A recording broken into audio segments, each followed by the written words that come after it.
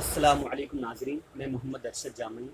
मैंने जैसा कि आप हज़रात को बताया था कि मेरी नेक्स्ट वीडियो जो होगी वो मरजान को लेकर के होगी।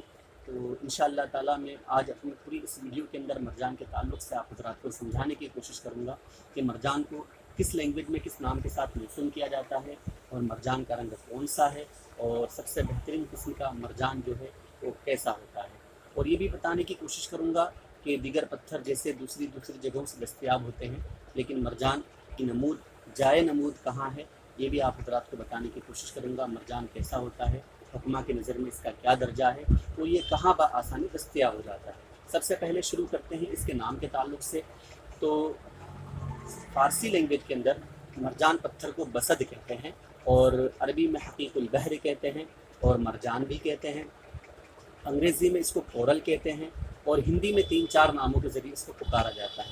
अगालन कहते हैं, ओरियम कहते हैं, परदाला कहते हैं, साधुची कहते हैं और ताड़ा कहते हैं। पंजाबी में इसको मूंगा कहा जाता है। मोअज़्ज़ज़ सामीन किराम, बात कर लेते हैं इसके मज़े के ताल्लुक़ से। इसका मज़ा फीका होता है, मिजाज सर्द और खुश्क है। ये सुर्ख रंग का गहरा उम्दा किस्म का माना जाता है। उसके अलावा ये गुलाबी रंग का भी दस्तयाब हो जाता है, हल्का जर्द भी पाया जाता है और आप हज़रात देखें तो ये सफ़ेद रंग का भी दस्तयाब हो जाता है। ये सारे इसके कलर्स थे जो मैंने आप हज़रात के सामने रखे। मतलब इन सारे कलर्स में मूंगा दस्तयाब हो जाता है। अब इसकी बात करते हैं ये कहाँ से नमूद हासिल करता है। तो दीगर पत्थर दीगर जवाहिरात की तरह नहीं है इसका मामला। दीगर जवाहिरात जो है पत्थरों से नमूद हासिल करते हैं, लेकिन मूंगा का मामला कुछ अलग है। मूंगा समंदर की तह में शहद के छत्ते के मानिंद सुराखदार सुर्ख रंग की लकड़ी है। और हजरात ने बताया है कि मूंगे की जो लकड़ी है, मूंगे का जो पत्थर है वो मूंगे के दरख्त से दस्तयाब होता है, जो कि पोलिपस नामी जानदारों के ज़रिए समंदर के सर्द पानी में पाया जाता है।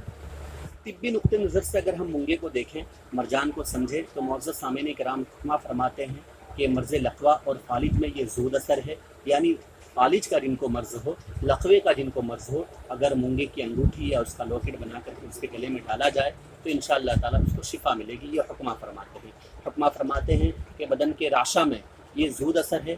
जिनको बदन की सुस्ती काहली की बीमारी है, अगर मूंगे की अंगूठी या उसका लॉकेट बना करके पहनाया जाए तो उनको भी इंशाअल्लाह ताला फ़ायदा होगा। ये हुक्मा ही के नज़दीक है। और हुक्मा आगे फरमाते हैं कि अगर किसी शख्स को मादा और जिगर का मर्ज़ हो तो इंशाअल्लाह ताला अगर उसको मूंगे की मरजान की अंगूठी पहनाई जाए तो उसको इंशाअल्लाह ताला शिफा मिलेगी। अब बात करते हैं कि मूंगा कहाँ बआसानी दस्तयाब हो जाता है और ये कहाँ नमूद हासिल करता है। जैसा कि आप हज़रात को पता है कि मूंगा जो है वो समंदर में पाया जाता है, समंदर की लकड़ी है, तो इसी वजह से समंदर के किन इलाक़ों में ये बआसानी दस्तयाब हो जाता है। तो बहर हिंद में, बहर रूम में, अफ्रीका के शहर मर्शी में और जापान और कराची के करीब जो समंदरी इलाक़ा है वहाँ बआसानी दस्तयाब हो जाता है। मूंगे के ताल्लुक़ से लोगों के दरमियान बहुत सारी बातें मशहूर हैं, खुराफात मशहूर है कि मूंगा ओरिजिनल ऐसा होता है, डुप्लिकेट ऐसा होता है। तो मुअज़्ज़ज़ सामीन किराम, मैंने यहाँ पर आप हज़रात के सामने ये ओरिजिनल मूंगा है और ये भी ओरिजिनल है। ये बीच में जो रखा हुआ है ये डुप्लिकेट मूंगा है।